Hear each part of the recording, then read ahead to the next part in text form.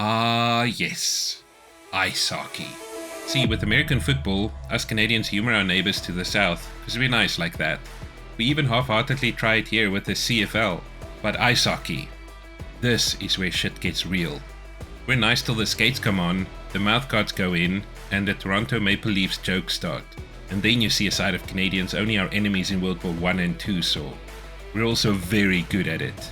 Even though there's more American hockey teams, Canadian players absolutely rule it. And that is why Inside Out is such a pleasant surprise. It's a genuinely fantastic hockey movie, and it's Pixar finally pushing beyond the slew of mediocre flops that's been plaguing the studio for at least 6 years. Yes, I'm including Toy Story 4 here. A much bigger and very welcome surprise was that this movie was even made. Firstly, because the original was such a classic and felt complete, but Disney's got a sequel. And secondly, it's not bogged down with the usual modern day Disney baggage. A white family with a loving mum and dad as parents? An old school nuclear family unit? Fuck me, what a gamble in 2024. But it paid off big time for Pixar. I'm guessing some higher ups at Disney were probably very peeved that this movie got greenlit. Pixar finally coming back to focusing on strong storytelling first and foremost, combined with its strong focus on characters, thrown into a wonderful sports movie, culminated in the single biggest box office haul for any Pixar movie ever. And it's not even close. The next one is a good $400 million behind. See, Disney and Pixar used to be synonymous with magical stories, but in recent years, with political agendas behind everything, the magic has all but disappeared, but the push for the message has prevailed. And that's why this movie came so far out of left field. See what I did there? It caught audiences completely by surprise. But what a pleasant surprise! Disney tried so hard to find that mythical modern audience that it completely forgot about the one they'd had all along. Luckily, someone at Pixar was clever enough to step back and go back to basics. That's what Inside Out 2 felt like. Just good old storytelling with great performances and amazing visuals. Pretty much what we had come to expect from Pixar. It took the ideas from the first film and expanded on them.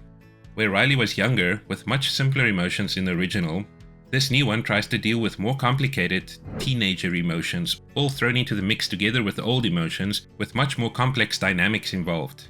It also tries to deal with how a teenager has no clue what to do with all these new emotions, how it can interfere with situations and relationships, and how to keep space for those older, simpler emotions, while also making space for these new, more intricate ones. Apart from the more complex emotions inside Riley's head, the story also greatly expands beyond just Riley's little family, to include friends, teammates, teachers, and social structures and hierarchies. All of that told within a sports story. And that brings us to, dare I say, one of the greatest hockey movies of maybe all time? If you were wondering whether you needed to go watch the original again before getting into this one, nope. Pixar does a really good job of catching us up during the opening. They know it's been some time since the original, like 9 years already. Wait, hey, what gives? What? You haven't subscribed yet? No! We can fix this. That's a big idea. Even Sadness is happy that you subscribed. So before I go out of my mind, let's take a step into Riley's. She's a teenager now. She's on a hockey team with her two best friends, Grace and Bree, and they are all really good. We get a recap while in the game and we meet up with our old friends, Joy, Anger, Fear, Disgust, and Sadness. All is well in Riley's head. She's doing well and all is right in the world. The emotions are well in control of things. We're introduced to a belief system that forms Riley's core. It's a pretty cool concept.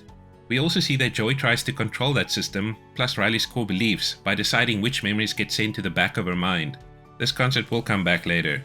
After a great game, Coach Roberts of their high school team, the Firehawks, invite them to a training camp, something she does with promising young players. 3-day skills camp. Yes! Absolutely yes! We're there. We'll see you tomorrow. Riley and her family are still in the same house we left them at in the first movie. The family happily together and Riley ready for the training camp. She goes to sleep. Remember that button from the end of the first movie? What's puberty? I don't know. It's probably not important. Whoa. Yeah. And with perfect timing for this movie, puberty hits.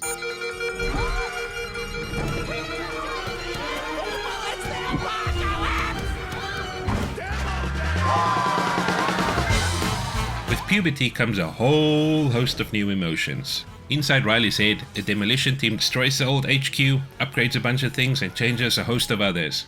It's complete and utter chaos. So much for having it all under control.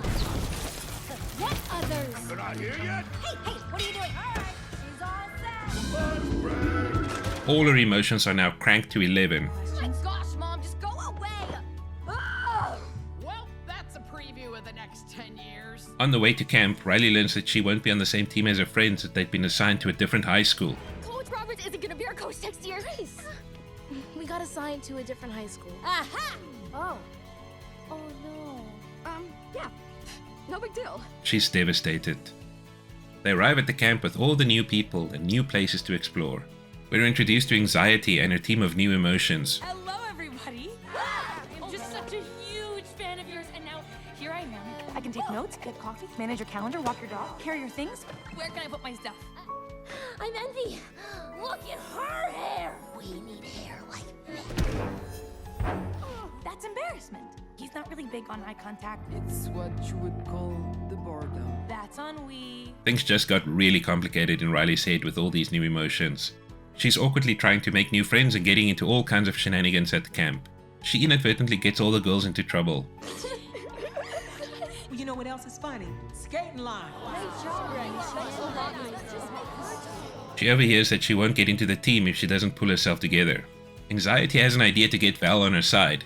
It sort of works, and this is where things starts to go pear-shaped in Riley's head. But that was just part one of my plan. There's a part 2. A good plan has many parts. The girls need to choose which teams they'll be on, and Riley decides not to go with her friends, but rather with Val, based on Anxiety's plan. Things get a bit tense inside Riley's head, and the new emotions literally bottle up the old emotions and go store them away in a vault in some forgotten corner of Riley's head. Viva la revolution! This is not the Riley we know. With Anxiety in charge, things are going much differently now. Anxiety is starting to build up a whole new belief system for Riley. Joy and her team break out of the vault with the help of some other suppressed emotions.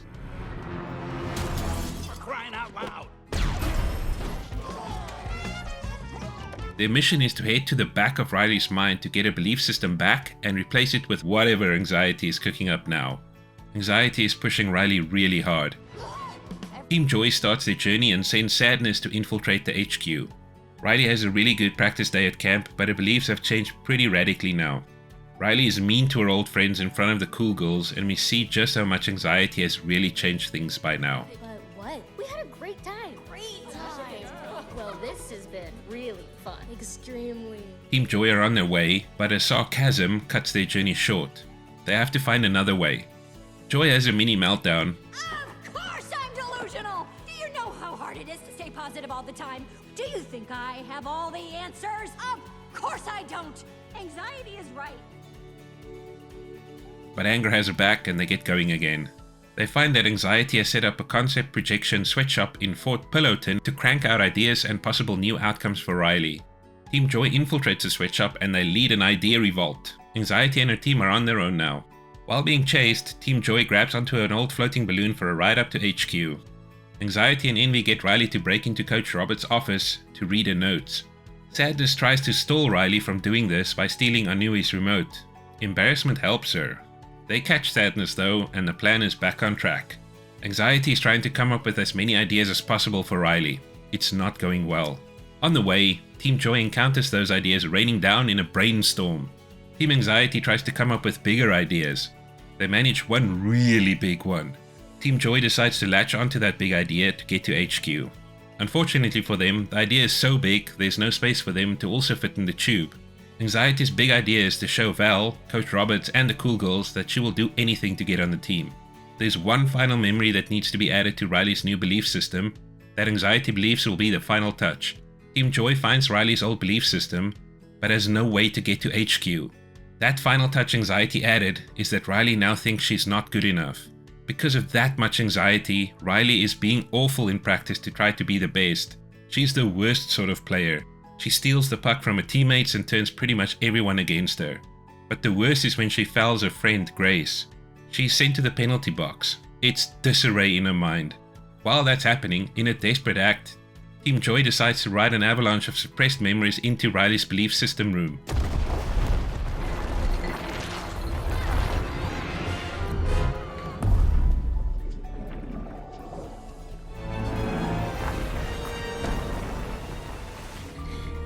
They manage to get back into HQ from there, but things have escalated. Anxiety is so riled up that Riley is having a full-blown panic attack. Joy tries to get Anxiety to relinquish control. She rips out Anxiety's new system and places Riley's old belief system back. But it's not working. Joy finally realizes that it's not their or Anxiety's place to dictate what that belief system should be. She rips the old belief system out and lets Riley have control. A new, messy mix of all the old and new emotions combined starts to build a new system. All the emotions go and form a circle around it as it builds. They realize that it will take all of Riley's emotions to become the new version of herself. It works, and Riley calms down enough. Her friends come to check on her. You okay? She apologizes, and the good friends that they are, they forgive her.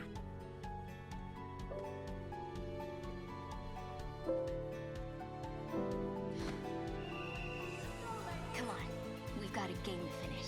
In Riley's mind, she needs Joy to get her going again. With all that's happened the last while, she's completely forgotten the joy that hockey used to bring her.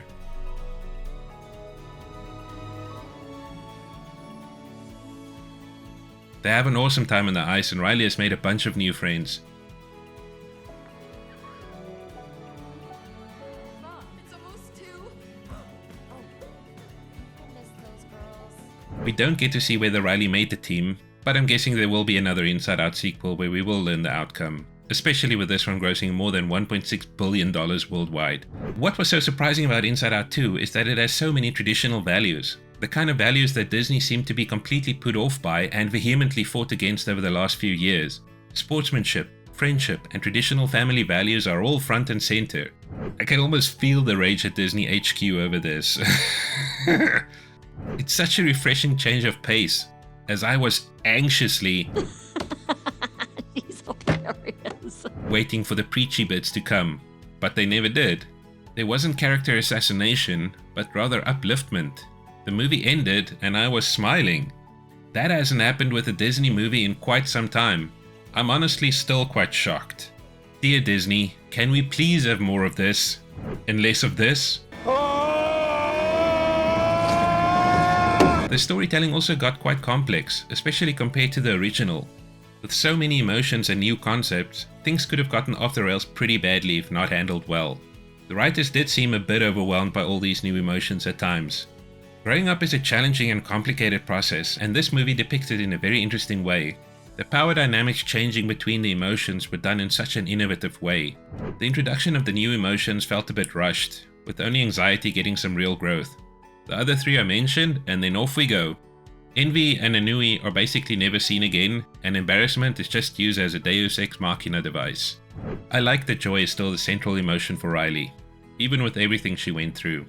It's an emotion that a lot of us have locked down pretty well in our vaults. This movie is Pixar feeling like Pixar again. One of their strengths has always been strong storytelling, but especially showing how a mixed group of characters can come together to be so much more than the sum of its parts. Riley's two best friends are Asian and black, but it doesn't feel forced and no message feels pushed. They aren't better or worse because they're different, they're just different. And that's fine. In fact, that's good. The color of your skin should not be your defining trait. I didn't particularly care for the humans' designs. That's one weakness here, I felt in the original too. With the emotions designs so intricate and well thought out, the humans feel very mediocre by comparison. They illustrate all the usual design tropes with Pixar characters. The emotions though, chef's kiss. The designs really convey the emotions so well and the texturing is so original. The weird fluffy, It's so fluffy! So fluffy! You're so fluffy! but not fluffy, constantly moving textures are amazing. This movie didn't really elevate the original's world too much, as it really didn't need to. I could see some upscaled and more crisply rendered textures though. The lighting felt more interactive and combined with the new textures definitely felt more alive than the original. You could see the emotions have had some texture and slight model upgrades as well. There's been some extra lights added for more depth and detail in the characters. The lighting is also better controlled with less highlights blowing out. The particle and effect simulations are pretty cool as well.